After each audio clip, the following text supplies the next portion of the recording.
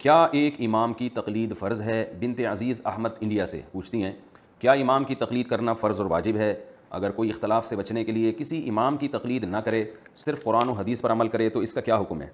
یہ بہت سارے لوگ سوال پوچھتے ہیں کہ اگر کوئی صرف قرآن و حدیث پر عمل کرے، امام کی تقلید نہ کرے، تو گویا وہ سوال سے ان کے یہ لگ رہا ہوتا ہے کہ ائمہ کرام نے تورات اور انجیل پر عمل کیا ہے، وہ قرآن و حدیث پر عمل نہیں کیا ان لوگوں نے۔ اگر ائمہ کرام نے، چاروں اماموں نے، امام ابو حنیفہ، امام مالک، امام شافعی، امام احمد بن حنبل، انہوں نے قرآن و حدیث کو فالو کیا ہے، تو ان کو فالو کرنا، ان اماموں کو قرآن و حدیث ہی کو فالو کرنا کہلائے گا۔ ان کو فالو کرنا یہ نہیں ہے کہ آپ قرآن و حدیث کے علاوہ کسی اور چیز کو فالو کر رہے ہیں۔ تو اصل بات یہ ہے کہ قرآن و سنت کو فالو کرنے کے دو طریقے ہیں۔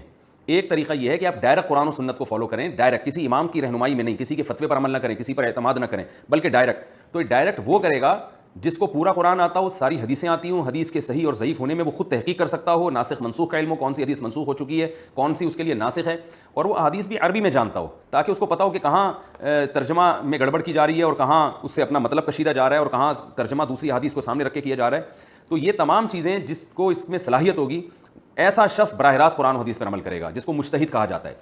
وہ کسی کی تقلید نہ کرے، بلکہ اس کے لیے کسی کی تقلید کرنا حرام ہے، لیکن وہ عوام کو پھر بھی اس کا پابند نہیں بنا سکتا کہ عوام اس کو فالو کرے، کیونکہ جب چاروں اماموں کو فالو کرنا وہ درست نہیں سمجھتا تو لوگوں کو اپنے پیچھے چلانا اس کے لیے کہاں سے جائز ہو گیا۔ اور اگر وہ یہ کہتا ہے کہ میری تقلید اس لیے کی جائے یا میری اتباع اس لیے کی جائے کہ میں قرآن و سنت کو فالو کر رہا ہوں، تو اس کا مطلب بزبان حال وہ یہ کہہ رہا ہے کہ ابو حنیفہ، امام مالک، شافعی اور احمد حنبل یہ تورات اور انجیل کو فالو کرتے تھے، یہ قرآن و حدیث کو فالو نہیں کرتے تھے۔ تو اس کا مطلب پھر یہ ہوا۔ تو عامی آدمی کے لیے عافیت اسی میں ہے کہ وہ خود فنٹر بننے کی کوشش نہ کرے، وہ اپنی جہالت کا اعتراف کرے، وہ کہے کہ ہمیں قرآن و سنت میں جو مسائل کا باب ہے وہ نہیں آتا، وہ مانے کہ ہمیں نہیں آتا۔ یہ جو کہتے ہیں نا ہمیں آتا ہے سب کچھ، یہ جہل مرکب ہے۔ جہل مرکب کہتے ہیں آپ جاہل ہیں لیکن آپ کو پتہ نہیں ہے کہ آپ جاہل ہیں۔ تو میں پہلے اس کی تھوڑی ڈیٹیل بتاتا ہوں کہ قرآن و حدیث میں دو طرح کے مسائل ہیں۔ ایک تو قرآن و حدیث کا باب وہ ہے جس میں عقیدے کا بیان ہے۔ اللہ لا الہ الا هو الحی القیوم، اللہ وہ ذات ہے جس کے سوا کوئی عبادت کے لائق نہیں، لا تأخذہ سنۃ ولا نوم، یہ عقائد ہیں جس میں تقدیر کا عقیدہ قرآن نے بیان کیا، جنت اور جہنم کو قرآن نے بیان کیا۔ یہ قرآن کا باب بہت آسان ہے، اس میں کسی امام کو فالو نہیں کیا جائے گا، کسی کی تقلید نہیں کی جائے گی، کسی کی اتباع نہیں کی جائے گی۔ یہ غیر مسلم کے لیے بھی ہے، وہ بھی پڑھے گا تو فوراً اس کی فطرت اپیل کرے گی۔ اور اس میں جو اللہ نے دلائل دی ہے آخرت کے، تم مردہ ہو، زندہ ہوگے قیامت کے دن۔ اشکال ہوتا ہے مردے ہو کے کیسے زندہ ہوں گے؟ اللہ فرماتے ہیں کہ جو تمہیں پانی کے قطرے سے بنا سکتا ہے وہ تمہیں دوبارہ زندہ بھی کر سکتا ہے۔ یہ عقیدے کی باتیں ہیں، یہ ہمارے نظریات کو درست کرنے کی باتیں ہیں، یہ باتیں سب جانتے ہیں قرآن میں، جو سب کی سمجھ میں آتی ہیں۔ اسی طرح قرآن میں جو واعظ و نصیحت کا چیپٹر ہے جس سے ہمیں ڈرایا جاتا ہے اور جنت کی امیدیں دلائی جاتی ہیں، پچھلی امتوں کے واقعات ہیں، ان فی ذلک لعبرۃ لأولی الابصار، اللہ فرماتے ہیں جو بھی بصیرت والا ہے اس کے لیے اس میں عبرت کا سامان ہے۔ موسیٰ علیہ السلام کا واقعہ اور اس میں داؤد علیہ السلام کا واقعہ، کیسے نیک لوگوں کو اللہ نے عروج عطا کیا اور کیسے بروں کو اللہ نے سزا دی، اس میں کسی امام کی تقلید نہیں کی جائے گی۔ اور اس میں مسلم غیر مسلم بھی سب برابر ہیں، کیونکہ قرآن ہدایت ہے اور غیر مسلموں کے لیے بھی ہدایت ہے۔ اب ظاہر ہے غیر مسلم امام حنیفہ، امام شافعی کی تقلید میں تھوڑی ہدایت حاصل کرے گا، وہ تو ڈائریکٹ قرآن کو پڑھے گا۔ تو قرآن کے جو عقیدے کا باب ہے اور نظریات کی اصلاح کا جو باب ہے قرآن میں، یہ جو چیپٹر ہے یہ سب کے لیے۔ اور یہی وجہ ہے کہ بہت سے غیر مسلم قرآن پڑھ کے اسلام قبول کر لیتے ہیں، انہیں اپیل کرتی ہیں قرآن کی تعلیمات۔ قرآن کے دوسرے مضامین وہ ہیں جن کا عملی زندگی سے تعلق ہے کہ ایک غیر مسلم یا ایک مسلمان جب قرآن پڑھ کر اس کا ایمان مضبوط ہو گیا، اسے جنت جہنم پہ یقین ہو گیا، اطمینان ہو گیا، اور اب وہ اس کے لیے عملی طور پہ تیار ہے کہ جس چیز کو اللہ نے حلال کیا میں اسے حلال سمجھوں گا، جس کو اللہ نے حرام کیا میں اسے حرام سمجھوں گا اور عمل کر کے دکھاؤں گا۔ تو اب عمل کا باب جب شروع ہوتا ہے تو اس میں بھی دو قسم کے احکام ہیں۔ ایک احکام وہ ہیں جن کو قرآن نے بہت وضاحت سے بیان کر دیا، اس میں بھی کسی امام کی تقلید نہیں ہے، جیسے قرآن نے کہا لا تقربوا الزنا، زنا کے قریب مت پھٹکو، وراثت کا مال مت کھاؤ، عورت کی وراثت مت کھاؤ، اور مہر ادا کر دیا کرو، ان کی مرضی کے بغیر مہر کو ہاتھ مت لگاؤ، اور جو ہے طلاق کے بعد عورت پہ ظلم نہ کرو۔ اس طرح کے جو معاشرتی برائیاں ہیں، ماں باپ کے بارے میں وصیت کی قرآن نے کہ اچھا سلوک کرو ان کے ساتھ، اور اس طرح کے جو احکام ہیں قرآن مجید میں یہ بہت اللہ نے وضاحت سے بیان کر دیے، ان میں بھی کسی امام کی تقلید نہیں کی جائے گی۔ میں اگر اپنے باپ سے اچھا سلوک کروں تو اس کا مطلب نہیں کہ امام حنیفہ نے مجھے کہا ہے اس لیے میں اچھا سلوک کروں، قرآن نے کہا ہے، نبی صلی اللہ علیہ وسلم کا واضح احکامات ہیں اس بارے میں۔ تو یہ وہ منصوص احکام ہیں جن کے دو مطلب نہیں ہیں، اور ان میں ناسخ اور منسوخ کی بحث ہی نہیں ہے کہ کون سی آیت ناسخ ہے، کون سی منسوخ ہے، کون سی بات کی کون سے پہلے کی، ایسی بحث ہی نہیں ہے۔ یہ چیپٹر بھی قرآن نے بہت آسان رکھا ہے، تو اس میں بھی آپ کسی کی تقلید نہیں کریں گے۔ آگے ہم جب گہرائی میں جاتے ہیں تو پھر کچھ قرآن کی آیتیں ایسی ہیں جس میں اجمال ہے، ان کے دو مطلب بھی نکل سکتے ہیں، یا بعض دفعہ ہم دیکھتے ہیں قرآن کی آیت حدیث سے ٹکرا رہی ہوتی ہے، بظاہر ظاہر ہے حقیقت میں تو نہیں ٹکرا رہی، لیکن ہم اپنی کم علمی کی وجہ سے ہمیں ایسا لگتا ہے کہ یہ دو ایک دوسرے کے اپوزٹ جا رہی ہیں۔ بعض آیتیں ایسی ہوتی ہیں جن کے لغوی معنی ہی دو ہوتے ہیں، یعنی دو مطلب نکل رہے ہوتے ہیں اس کے، جیسے قرآن مجید میں آتا ہے والمطلقات یتربصن بانفسہن ثلاثۃ قروء، کہ جو طلاق یافتہ عورتیں ہیں وہ طلاق کے بعد 3 قرء عدت گزاریں گی۔ قرء، اب قرء کا لفظ استعمال ہوا جس کی جمع قروء آتی ہے۔ اب قرء عربی میں حیض کو بھی کہتے ہیں اور پاکی کی ایام کو بھی کہتے ہیں، طہر کو بھی کہتے ہیں۔ اب امام حنیفہ نے اس کا معنی مراد لیا ہے حیض، لہذا ان کا قول یہ ہے کہ جب عورت کو طلاق ہوگی تو 3 حیض گزرنے کے بعد عدت پوری ہوگی۔ امام شافعی کہتے ہیں اس سے مراد ہے طہر، لہذا جب عورت کو طلاق ہوگی تو 3 دفعہ جب پاکی کی ایام گزریں گے حیض آنے کے بعد تو پھر عورت کی عدت پوری ہوگی. اب ہم اگر قرآن سے پوچھتے ہیں کہ قر کا کیا مطلب ہے, تو قرآن تو عربی میں نازل ہوا اور قر کا مطلب عرب دونوں معنوں میں استعمال کرتے تھے. تو ایسی بہت ساری آیتیں قرآن مجید میں. پھر اسی طرح جب ہم حدیث کی طرف جاتے ہیں تو احادیث بھی بعض مضامین بہت وضاحت سے حدیث میں بیان کر دی ہیں رسول اللہ صلی اللہ علیہ وسلم نے. ان میں فقہا کا اختلاف ہی نہیں ہوا, اس لیے کتنی وضاحت سے بیان کر دی ہے کہ اس میں فقہا کی دو رائے بنی نہیں ہے, اس میں سب کا اتفاق ہے. تو ان مسائل میں بھی کسی کی تقلید نہیں کی جاتی, ان کو منصوص مسائل کہا جاتا ہے, صریح الدلالہ, یعنی وہ احکام وضاحت سے بیان کر دیے اور ان کا مطلب بھی بالکل واضح ہے. لیکن احادیث میں بھی ہم جب جاتے ہیں گہرائی میں تو بہت سے احکام حدیث میں ایسے وارد ہوئے ہیں کہ ہمیں ایک حدیث ملتی ہے, اس حدیث کے اپوزٹ دوسری حدیث ملتی ہے. اب دو حدیثوں میں ٹکراؤ ہو رہا ہے, ایسے موقع پہ کس حدیث کو ترجیح دینی ہے؟ تو یہ کام پھر عامی آدمی کا نہیں, یہ مجتہدین کا کام ہے. اسی طرح کون سی حدیث پہلے کی ہے کون سی بات کی, بعض دفعہ یہ پتہ نہیں ہوتا, مجتہد اجتہاد کر کے فیصلہ کرتے ہیں کہ یہ بات کی ہے اور یہ والی پہلے کی, لہٰذا یہ بعد والی کو فالو کریں گے, پہلی والی کو فالو نہیں کریں گے, حالانکہ تاریخوں کا علم نہیں ہوتا, اس میں اجتہاد ہوتا ہے. تو اس طرح بہت ساری مثالیں ہمیں ملتی ہیں. یہی وجہ ہے کہ پھر فقہا کا اس میں اختلاف ہوتا ہے, یعنی اختلاف ہونا اس کی علامت ہے کہ قرآن و سنت میں یہ والے مسئلے جس میں علماء کا اختلاف ہوئی اتنے واضح نہیں تھے. اگر واضح ہوتے تو ابو حنیفہ اور امام شافعی جیسے لوگوں کا اختلاف کیوں ہوتا ہے اس میں, حالانکہ وہ تو سارے حدیث کے ماہر تھے اور تابعین تبع تابعین کے زمانے میں تھے. امام احمد بن حنبل تو امام بخاری کے اساتذہ میں سے ہیں, ان کا امام شافعی سے اختلاف ہوا, حالانکہ امام شافعی امام احمد بن حنبل سے بھی زیادہ سینئر ہیں. اسی طرح امام مالک تو سب سے سینئر ہیں, حدیث میں سب سے بڑے عالم سمجھے جاتے تھے, لیکن امام شافعی کا ان سے اختلاف ہوا. پھر ہم دیکھتے ہیں کہ امام مالک اپنی موطا میں حدیث لے کر آ رہے ہیں, فتویٰ اس کے خلاف دے رہے ہیں. ایسی بھی بہت سی مثالیں ہمیں ملتی ہیں, اس لیے کہ وہ کہہ رہے ہیں کہ یہ حدیث میں لے کر تو آ رہا ہوں لیکن اس کا یہ مفہوم نہیں ہے, اس کا مفہوم کچھ اور ہے, دوسرے اس کا وہی مفہوم لے رہے ہیں. تو یہ وہ بحث ہے کہ یہ احکام حدیث میں ہیں لیکن واضح الدلالہ نہیں ہے, اور کچھ ایسے ہیں جو سرے سے حدیث میں ہیں ہی نہیں, ان میں اجتہاد ہے. تو اس قسم کے جو احکام ہوں گے اس میں عامی آدمی کی ذمہ داری ہے کہ وہ ان میں کسی ایک امام کو فالو کرے اور باقیوں کو بھی برحق سمجھے. وہ یہ کہے کہ میں خود قرآن و حدیث پر عمل کروں گا, یہ دعویٰ ایک جاہل آدمی, یعنی ان مسائل میں کہ میں براہ راست قرآن و حدیث پر عمل کروں گا, تو یہ اس کی علامت ہے کہ یہ اپنے جہل کا اعتراف نہیں کر رہا, آتا واتا کچھ بھی نہیں ہے, لیکن اپنے آپ کو ان ائمہ سے بھی بڑا سمجھ رہا ہے ایک آدمی. ایسے ہی ہے جیسے ایک عامی آدمی ڈاکٹر سے کہے کہ میں علاج آپ سے نہیں کراؤں گا, میں میڈیکل سائنس کی کتابیں پڑھ کے خود دوا کھاؤں گا. تو اس کا مطلب یہ کہ آپ اپنے آپ کو وہ بیوقوف ہے جو 4 سال جس نے میڈیکل کالج میں گزارے اور 2 سال اس نے ٹریننگ بھی کی اور ساری دنیا اس کو ڈاکٹر کہہ رہی ہے. تو یہ جو چاروں ائمہ کرام ہیں انہوں نے پوری زندگی قرآن و سنت کے سیکھنے میں لگائی, اور پوری امت نے گواہی دی ہے کہ یہ قرآن و سنت کے بہت بڑے مجتہد تھے, اور صدیوں پوری امت نے ان کو فالو کیا ہے. بلکہ جو اسلامی حکومتیں قائم ہوئی ہیں اس میں انہی کا قانون نافذ کیا گیا ہے, یہاں تک کہ اب بھی سعودی عرب میں امام احمد بن حنبل کا فقہ نافذ ہے, خلافت عثمانیہ میں فقہ حنفی نافذ تھا, اندلس کی جو خلافت ہے اس میں فقہ مالکی نافذ تھا, ملیشیا میں اب تک فقہ شافعی کو فالو کیا جا رہا ہے. تو 1000 سال سے زیادہ عرصہ ہو گیا امت انہی میں سے کسی ایک سے جڑی ہوئی ہے اور انہی میں سے کسی ایک کو فالو کرتی رہی ہے. جیسے امت نے حدیث کے باب میں امام بخاری کو امام مانا, امام مسلم کو امام مانا, تو فقہ کے باب میں یعنی مسائل کا علم اس باب میں امت نے گواہی دی ہے کہ ابو حنیفہ, امام مالک, شافعی اور احمد بن حنبل یہ امت کے مجتہد ہیں, امام ہیں, فقہ کو مسائل میں ہم ان کو امام مانتے ہیں. تو پھر بھی اگر کوئی اجتہاد کے ایسے عظیم درجے پہ پہنچ گیا ہے کہ وہ اپنے آپ کو ان ائمہ سے زیادہ فنٹر سمجھتا ہے, یا فنٹر کا لفظ نامناسب ہے, اپنے آپ کو اس سے زیادہ بڑا عالم سمجھتا ہے, تو ان کی تقلید نہ کرے.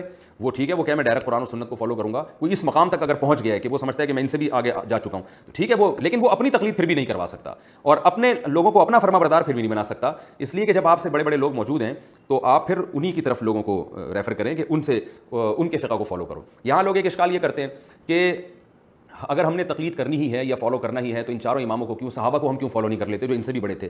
تو یاد رکھیں یہ سوال ایسے ہے جیسے کوئی کہے کہ میں حدیث جب لینی ہے تو امام بخاری کی حدیث کیوں لوں, حضرت ابو ہریرہ کی کیوں نہیں لے لیتا؟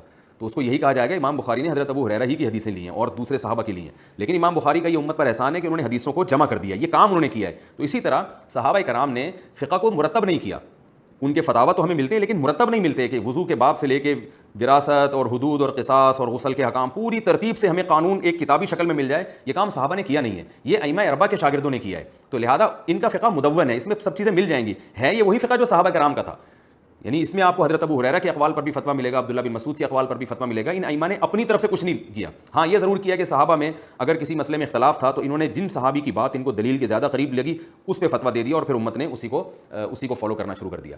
تو اس لیے یہ جو آپ نے سوال کیا ہے نا کہ اگر ہم تقلید نہ کریں اور ہم قرآن و سنت کو فالو کریں, یہ سوال ہی غلط ہے. اس لیے کہ آپ نے ان ائمہ کی تقلید کو قرآن و سنت کے علاوہ کچھ اور قرار دے دیا ہے. حالانکہ انہوں نے چونکہ قرآن, اس کی میں اکثر ایک مثال دیتا ہوں کہ ایک گاڑی اگر حیدرآباد جا رہی ہے اور آپ کو پتہ ہے کہ یہ حیدرآباد جا رہی ہے, تو آپ اگر اس گاڑی کو فالو کرتے ہیں تو پھر یہ کہنا کہ تمہیں تو چاہیے تھا حیدرآباد جاؤ, تم اس گاڑی کے پیچھے جا رہے ہو. تو بھائی جب پتہ ہے کہ یہ گاڑی حیدرآباد ہی جا رہی ہے تو اس گاڑی کے پیچھے چلنے والا حیدرآباد جانے والا ہی کہلائے گا. حیدرآباد جانے کے دو طریقے ہیں، ایک یہ کہ کسی کو حیدرآباد کا راستہ معلوم ہے وہ ڈائریکٹ جائے، جس کو معلوم نہیں ہے تو وہ اس گاڑی کے پیچھے چلے جس کو حیدرآباد کا راستہ معلوم ہے۔ نہ آپ کو خود معلوم حیدرآباد کا راستہ، نہ آپ اس گاڑی کے پیچھے چل رہے ہو جس کو حیدرآباد کا راستہ معلوم ہے، تو اس کا مطلب ہے آپ جا ٹھٹھا رہے ہو، لیبل اس پہ آپ حیدرآباد کا لگا رہے ہو۔ تو نہ آپ کو پورا قرآن و سنت خود آتا ہے اور نہ ایسی کی تقلید کر رہے ہو جس کو آتا ہے، اس کا مطلب یہ ہے کہ آپ قرآن و سنت کو فالو نہیں کر رہے، آپ کچھ اور گمراہی پھیلا رہے ہیں، فرقواریت پھیلا رہے ہیں، لیبل اس پہ قرآن و سنت کا لگا رہے ہیں۔ تو قرآن و سنت کو فالو کرنے کے دو ہی طریقے ہیں، براہ راست یا کسی کی اتباع، اور یہ دونوں طریقے قرآن سے ثابت ہیں۔ قرآن مجید میں اللہ تعالیٰ کا ارشاد ہے اتبعوا ما انزل الیکم من ربکم، اللہ نے جو قرآن نازل کیا اس کو فالو کرو، یہاں براہ راست فالو کرنے کا حکم۔ دوسرے مقام پہ قرآن میں آتا ہے واتبع سبیل من اناب الی، اس شخص کو فالو کرو جو میرے راستے پہ چل رہا ہے، یہاں شخصیت کا واسطہ درمیان میں آ گیا۔ تو ظاہر ہے ایک ہی جیسا خطاب، دو الگ الگ قسم کے خطاب ایک آدمی کو نہیں کیے جا سکتے کہ براہ راست چلنے کا بھی کہا جا رہا ہو اور کسی کو فالو کرنے کا بھی کہا جا رہا ہو۔ تو یقیناً یہ دو الگ الگ قسم کے لوگوں کو خطاب ہے، جن کو پورا قرآن اور پوری سنت آتی ہے وہ ڈائریکٹ قرآن اور سنت پہ چلیں گے، جن کو نہیں آتی تو وہ ان کے پیچھے چلیں گے جن کو آتی ہے۔ تو یہ ہے اس پوری بحث کا خلاصہ۔ رہا یہ مسئلہ کہ پھر چاروں میں ایک کی تقلید کیوں؟ بھائی جس کو چاہو کر لو تقلید، چاروں میں ایک اس لیے ہے کہ اس سے خواہشات کا دروازہ بند ہوتا ہے۔ یاد رکھیں ہر چیز قرآن میں صراحتاً نہیں ہوتی، اشارتاً بھی ہوتی ہیں۔ لوگ کہتے ہیں کہاں لکھا ہوا ہے کہ صرف ایک امام کی تقلید کرنی ہے دوسرے کی نہیں کرنی؟ قرآن میں یہ لکھا ہوا ہے کہ اللہ زمین میں فساد کو پسند نہیں کرتا۔ رسول اللہ صلی اللہ علیہ وسلم نے بیت اللہ کو اپنی اصل تعمیر پہ کھڑا کرنے کا آپ نے ارادہ کیا۔ آپ چاہتے تھے کہ بیت اللہ کو اس تعمیر پہ لائیں جہاں ابراہیم علیہ السلام نے، یعنی جو اس کی جو دیوار ذرا یعنی وہ مستطیل شکل میں بن جاتا، لیکن آپ نے یہ ارادہ اس لیے ترک کر دیا کہ زمانہ جاہلیت کے جو نئے لوگ ابھی مسلمان ہوئے ہیں وہ یہ کہیں گے کہ یہ قبلے کو گویا تبدیل کر رہے ہیں، ابراہیم علیہ السلام والا قبلہ نہیں ہے، کوئی اور قبلہ بنا رہے ہیں۔ تو اس اچھا کام کے باوجود آپ صلی اللہ علیہ وسلم نے فساد کی وجہ سے اس ارادے کو ترک کر دیا کہ امت میں فتنہ نہ کھڑا ہو جائے۔ تو اس سے پتہ چلتا ہے کہ اس حدیث سے بھی اور قرآن کی دیگر آیات سے بھی کہ ہر وہ کام جس میں فساد کا ذریعہ ہو، خواہشات نفسانیہ یا شہوت پرستی کے پیدا ہونے کا خطرہ ہو، اس کام سے روکا جائے گا۔ اس کے روکنے کی الگ سے ہمارے پاس چاہے کوئی دلیل نہ بھی ہو، یہی دلیل کافی ہے کہ اس کام کے کرنے سے امت میں فساد پھیل رہا ہے۔ تو اب اگر ہم پبلک کو اجازت دے دیں کہ وہ جب چاہے جس فقہ کو فالو کرے تو دین ایک تماشا بن جائے گا۔ برحق چاروں ہیں، لیکن خواہشات نفسانیہ سے بچانے کے لیے لوگوں کو کہا جاتا ہے بھائی کسی ایک فقہ کا التزام کرو، کیونکہ بعض دفعہ ایسے ہوتا ہے کہ آپ کو ایک فقہ میں ایک سہولت مل رہی ہے لیکن دوسرے فقہ میں تنگی ہے، تو آپ ادھر آ جاتے ہیں۔ میں اس کی ایک بہترین مثال دیتا ہوں، میں نے بیان میں بھی یہ بات کی ہے کہ ایک صاحب کا میرے پاس فون آیا لاہور سے، وہ کہنے لگے میں ایک لڑکی سے شادی کرنا چاہتا ہوں اور اس کے والد راضی نہیں ہیں۔ تو میں تھوڑا سمجھ گیا کہ مجھے کچھ اندازہ ہو، میں نے کہا آپ اہل حدیث ہیں؟ اس نے کہا ہاں میں اہل حدیث ہوں۔ میں نے کہا اہل حدیث کے مسلک میں اہل حدیث علماء کی جو رائے ہے وہ یہ ہے کہ لڑکی کا نکاح اس کے باپ کی مرضی کے بغیر نہیں ہوتا۔ تو مجھے کہنے لگے میں کسی مسلک کو نہیں مانتا، میں قرآن و سنت کو مانتا ہوں، مجھے قرآن و حدیث کی روشنی میں جواب دیں۔ میں نے ان سے ایک بات کہی، میں نے کہا آج تک آپ ہر مسئلہ اہل حدیث عالم سے پوچھتے آئے ہو اور جو مسئلہ انہوں نے بتا دیا، جو دلیل انہوں نے دے دی اس پر آپ اعتماد کر کے بیٹھ گئے۔ اس پوری زندگی میں آپ نے کبھی مجھ سے کسی مسئلے کے لیے رابطہ نہیں کیا کہ جی مفتی صاحب آپ بتائیں کہ یہ ہمارے اہل حدیث نے جو یہ فتویٰ دیا ہے یہ قرآن و سنت کی روشنی میں درست ہے یا نہیں۔ میں نے کہا اسپیسیفک اس فتوے کے بارے میں آپ کو قرآن و سنت کا خیال کیوں آ رہا ہے؟ یقیناً یہ شہوت پرستی ہے کہ آپ کو جب 3 طلاق کو ایک کہنا تھا تو اہل حدیث کے فتوے کو فالو کیا، اب کوئی لڑکی سے عشق ہو گیا اور وہ جناب آپ کو بہت زیادہ پسند آ رہی ہے اور اس میں ابا راضی نہیں ہے تو یہاں فقہ حنفی کے مفتیوں سے فتویٰ لیا جا رہا ہے۔ یہ شہوت پرستی ہے، اس کو کوئی بھی حلال نہیں کہتا۔ علامہ ابن تیمیہ رحمہ اللہ نے ایک بڑی اچھی مثال دی ہے کہ ایک شخص نکاح کرتا ہے اور گواہ اس کے فاسق ہوتے ہیں۔ امام شافعی کہتے ہیں کہ فاسق گواہوں کی موجودگی میں نکاح نہیں ہوتا، لیکن اس نے کہا کہ ابو حنیفہ رحمہ اللہ کی رائے یہ ہے کہ نکاح ہو جاتا ہے، میں اس معاملے میں امام ابو حنیفہ کی رائے کو فالو کر رہا ہوں، اور اس نے نکاح کر لیا۔ اب یہ غصے میں آ کے دھڑا دھڑ 3 طلاقیں دے دیتا ہے۔ اب 3 طلاقیں دینے کے بعد تو امام شافعی بھی کہہ رہے ہیں نکاح ختم ہو گیا، امام ابو حنیفہ بھی کہہ رہے ہیں، لیکن یہ کہتا ہے کہ امام شافعی کے فقہ کے مطابق تو میرا نکاح سرے سے ہوا ہی نہیں تھا کیونکہ گواہ فاسق تھے، جب نکاح ہی نہیں ہوا تو یہ عورت اجنبی ہے، لہٰذا 3 یا 10 بھی دے دی تو کچھ بھی نہیں ہوا، لہٰذا میں دوبارہ سے نکاح کر سکتا ہوں۔ تو یہ پریکٹیکلی یہ فساد ہونے لگا تھا، اور یہ حقیقت ہے۔ آپ وضو کر کے آئے اور کسی عورت کو آپ کا ہاتھ لگ گیا، امام شافعی کہتے ہیں عورت کے ہاتھ لگنے سے ہی آپ کا وضو ٹوٹ گیا، آپ کہتے ہیں میں امام حنیفہ کے فقہ کو فالو کرتا ہوں، ان کے نزدیک ہاتھ لگنے سے وضو نہیں ٹوٹتا، تھوڑی دیر میں آپ کا بلڈ نکلا، خون نکل کے بہہ گیا۔ اب لوگ کہہ رہے ہیں بھائی آپ وضو کرو دوبارہ، کیونکہ امام ابو حنیفہ جن کو آپ ابھی فالو کر رہے تھے ان کی رائے کے مطابق تو آپ کا وضو ٹوٹ گیا۔ وہ کہتے ہیں نہیں اس مسئلے میں امام شافعی کو فالو کر رہا ہوں۔ تو یہ تماشا بن جائے گا، جب ایک چیز کا آپ نے التزام کیا فساد سے بچنے کے لیے تو اسی کا آپ کو التزام کرنا پڑے گا۔ ہاں اسی فقہ کے بڑے علماء اگر گنجائش دیں، جیسے کہ ہر فقہ میں اس کی اجازت ہے کہ کچھ حالات میں آپ دوسرے فقی کے قول کو لے سکتے ہیں، دوسرے امام کے قول کو لے سکتے ہیں، ایسی کنڈیشن بھی ہیں، لیکن یہ علماء کو معلوم ہوتی ہیں کہ کس کنڈیشن میں آپ اپنا فقہ چینج کر سکتے ہیں کس میں نہیں۔ تو اگر علماء ہی اجازت دے دیں ان تمام اصول اور ضوابط کو سامنے رکھ کر پھر تو ٹھیک ہے، عامی آدمی کو اس کی اجازت قطعی نہیں دی جا سکتی، اس سے دین تماشا بن جاتا ہے اور بن چکا ہے۔ ابھی ریسنٹلی چند دن پہلے کی بات ہے، ایک صاحب نے بیوی کو 3 طلاقیں دی، وہ میرے پاس آئے، میں ان کو بتایا طلاقیں ہو گئی ہیں، کہہ رہے میں نہیں مانتا، میں کسی عالم کو نہیں مانتا، مفتی کو نہیں مانتا، میں نے سعودی عرب کے فلاں مفتی کا فتویٰ قرآن و حدیث کی روشنی میں، اور اس فتوے کے مطابق وہ بن باز کا حوالہ دے رہے تھے، شیخ عبدالعزیز بن عبداللہ بن باز جو سابق مفتی اعظم تھے جن کا انتقال ہو گیا اللہ مغفرت فرمائے، ان کا فتویٰ ہے کہ 3 طلاقیں ہوتی ہیں۔ اور وہ قرآن و حدیث کی روشنی میں فتویٰ ہے. میں نے کہا یہ جو چاروں اماموں کا فتویٰ ہے نا، ابو حنیفہ، مالک، شافعی، حنبلی، ان چاروں کا اور تمام صحابہ کا فتویٰ ہے کہ تین تین ہوتی ہیں، اور یہ تورات و انجیل کی روشنی میں نہیں ہے، یہ قرآن و حدیث کی روشنی میں. میں نے کہا یہ سارے صحابہ ایک طرف، چاروں امام ایک طرف، اور امت کا اجماع ایک طرف، اور ایک بن باز رحمہ اللہ، اگرچہ بڑے عالم تھے لیکن پوری امت سے ہٹ کر وہ دو چار آپ کو علماء ایسے ملیں گے جنہوں نے اس کے خلاف فتویٰ دیا. ان کی رائے کو لے رہے ہو آپ، کہہ رہے ہیں نہیں وہ قرآن و حدیث پہ فتویٰ دیتے ہیں. اچھا، میں نے کہا ٹھیک ہے بھائی.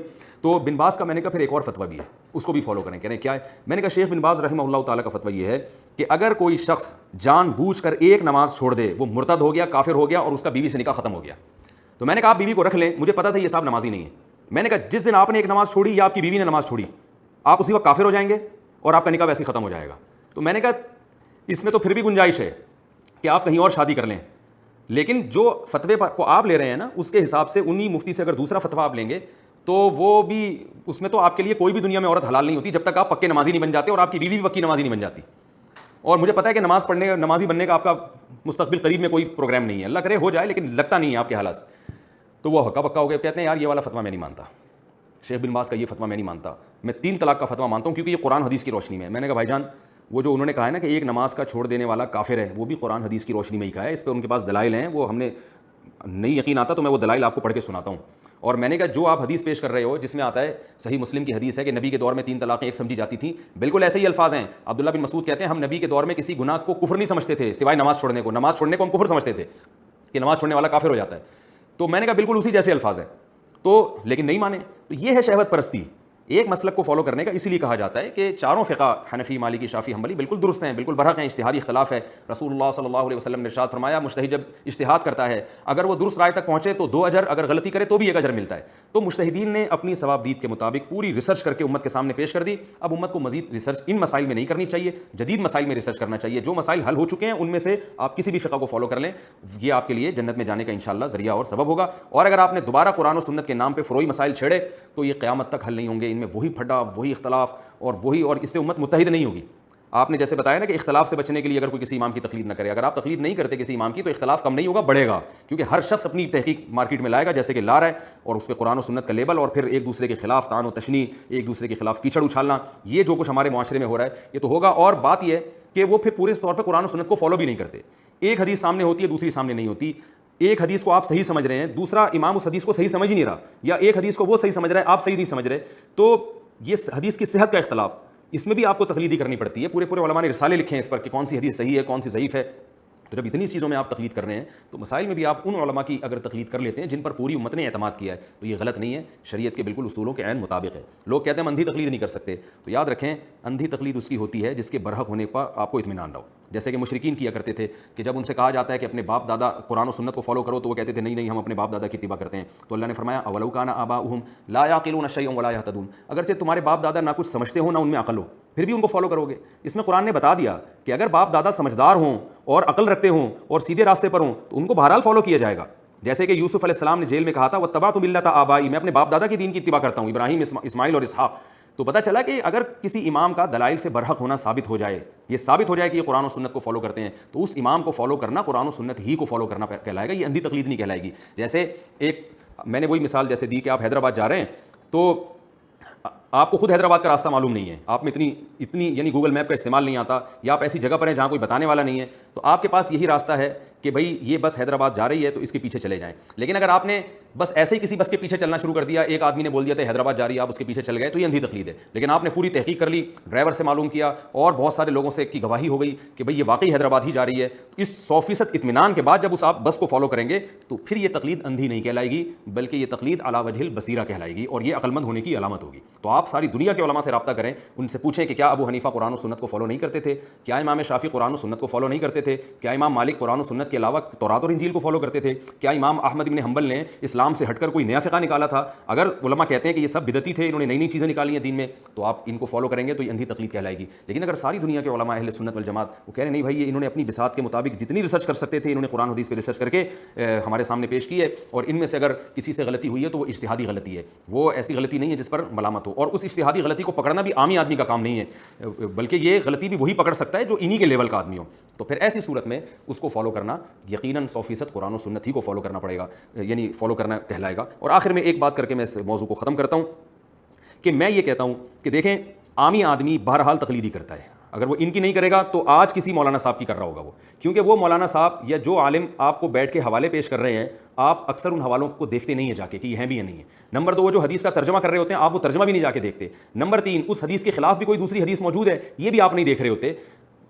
تو یہ سارے کام کے باوجود آپ مقلد نہیں کہلاتے. حیرت اس پر ہے، حالانکہ آپ بہت زیادہ تقلید کر رہے ہوتے ہیں. تو میں یہ کہتا ہوں جب کرنی آپ نے تقلید ہی ہے تو پھر بہتر نہیں ہے کہ کسی بڑے امام اور مجتہد کی جائے. اور اہم بات یہ بھی ہے کہ بعض لوگ کہتے ہیں کہ بعض چیزیں ایسی ہیں جس میں امام حنیفہ کا قول بالکل صحیح حدیث کے خلاف ہوتا ہے اور اس میں تو کوئی لاجک بن ہی نہیں رہی ہوتی. تو یاد رکھیں ایسا اگر کوئی قول جس میں امام ابو حنیفہ کے شاگردوں کو یہ معلوم ہوا کہ یہ حدیث امام حنیفہ تک پہنچی نہیں تھی اس لیے امام حنیفہ نے اس حدیث پہ فتویٰ ہی نہیں دیا، بعض دفعہ ایسے ہوا ہے، تو اس لیے نہیں ہوا کہ امام حنیفہ کو معاذ اللہ حدیث سے نفرت تھی، بعض دفعہ ایسے ہوا ہے کہ وہ حدیث امام ابو حنیفہ تک پہنچی نہیں لہذا امام حنیفہ نے اس کے اگینسٹ فتویٰ دے دیا، شاگردوں تک پہنچ گئی. تو بعض لوگ ہمارے سامنے ایسے امام حنیفہ کے قول لے کر آتے ہیں دیکھو حدیث میں کیا ہے ابو حنیفہ کا قول اس کے خلاف ہے تو تم پھر بھی ابو حنیفہ کی تقلید کر رہے ہو، حالانکہ ہم نہیں کر رہے ہوتے. ایسی صورت میں امام حنیفہ کے بہت سے اقوال ایسے تھے کہ امام صاحب تک وہ حدیث پہنچی نہیں یا وہ بالکل واضح الدلالہ تھی تو اس میں پھر فقہ حنفی میں امام ابو حنیفہ کے قول کو چھوڑ دیا گیا ہے. اس کی بہت سی مثالیں ہیں. امام ابو حنیفہ رحمہ اللہ تعالیٰ کے نزدیک جو حربی کافر ہے اسے سود لینا جائز ہے، حالانکہ فقہ حنفی میں علماء حنفیہ اس کی اجازت نہیں دیتے. وہ کہتے ہیں حربی سے بھی جو جنگ جس سے ہو رہی ہو نا کافر سے اس سے بھی سود لینا حرام ہے، اس سے بھی سودی لین دین حرام ہے. امام ابو حنیفہ کے ہاں ماں بچے کو 2.5 سال تک دودھ پلا سکتی ہے، فقہ حنفی میں 2 سال کے بعد دودھ پلانا جائز نہیں ہے. امام حنیفہ کے اس قول پہ فقہ حنفی میں فتویٰ نہیں دیا گیا.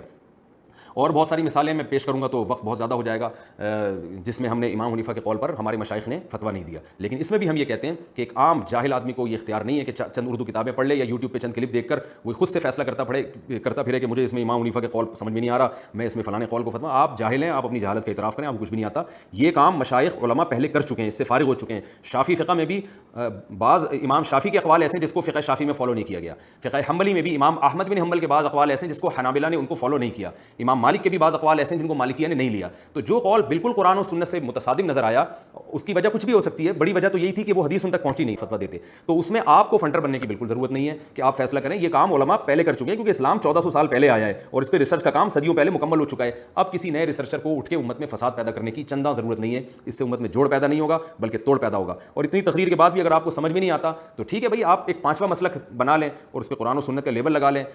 مقصد آپ کا بھی اگر اچھا ہے تو ہمیں کوئی اعتراض نہیں ہے، لیکن آپ گمراہ نہ کریں امت کو. جو ان مسالک میں سے کسی ایک کو فالو کر رہے ہیں ان کو یہ نہ کہیں کہ قرآن و سنت کو فالو نہیں کرتے. ٹھیک ہے آپ کی سمجھ میں نہیں آتا تو گن پوائنٹ پہ کسی کو مجبور نہیں کیا جا سکتا. جو بھی قرآن و سنت کو حجت مانتا ہے کسی بھی عنوان سے وہ ہمارا بھائی ہے اور کلمہ گو ہے. ہم اس سے محبت کے جو ہے وہ طلبگار ہیں، ہم اس سے نکاح کو جائز سمجھتے ہیں اور اس سے مالی لین دین کو جائز سمجھتے ہیں کہ کیونکہ اہل سنت والجماعت کے جو بنیادی عقائد ہیں اس میں اگر وہ ہمارے ساتھ شریک ہے، وہ بنیادی عقائد یہی ہیں: آخرت پر ایمان، تمام صحابہ سے محبت اور تمام محدثین اور بڑے بڑے فقہاء ہیں ان کا احترام کرنا جس میں ائمہ اربعہ بھی داخل ہیں. اور ان بنیادی چیزوں میں اگر وہ ہمارے ساتھ شریک ہے ان بنیادی عقائد میں تو فروعی اختلاف اگر ہو بھی جاتا ہے تو پھر ہم بہرحال اس کو گمراہ نہیں کہتے. لیکن ہماری رائے یہی ہے کہ اس زمانے میں کسی ایک کو فالو اگر آپ نہیں کریں گے تو امت میں جوڑ نہیں ہوگا بلکہ فساد پیدا ہوگا. لہذا جو بحثیں ہو چکی ہیں ان کی فائلوں کو سمیٹ دیا جائے، لپیٹ دیا جائے اور اب ان مسائل پہ کام کیا جائے جن پر پہلے کام نہیں ہوا. اللہ تعالیٰ عمل کی توفیق عطا فرمائے.